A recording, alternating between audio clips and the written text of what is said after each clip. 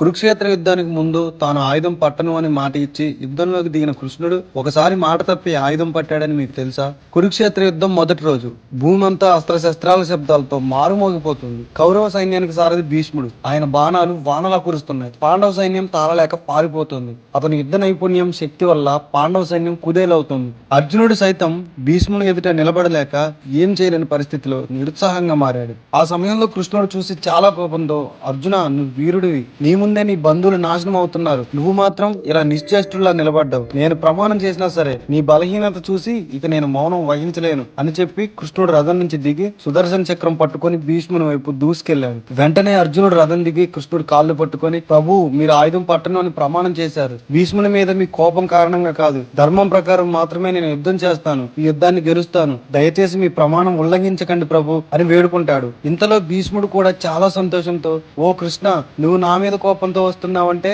అది నా భాగ్యం. నిన్ను ఎదుర్కోవడం నా జీవితానికి ఒక గొప్ప గౌరవం. మీరు నన్ను చంపినా లేదా ముందుకు వెళ్లకుండా ఆపినా రెండూ నాకు పుణ్యమే అని చెప్తాడు. ఎంతో గౌరవంతో కూడిన ఈ మాటలు విన్న కృష్ణుడు శాంతించి తన సుదర్శన చక్రాన్ని వెనక్కి తీస్తాడు. ఈ వీడియో ఫుల్ వీడియో కావాలంటే ఫుల్ అని కామెంట్ చేయండి.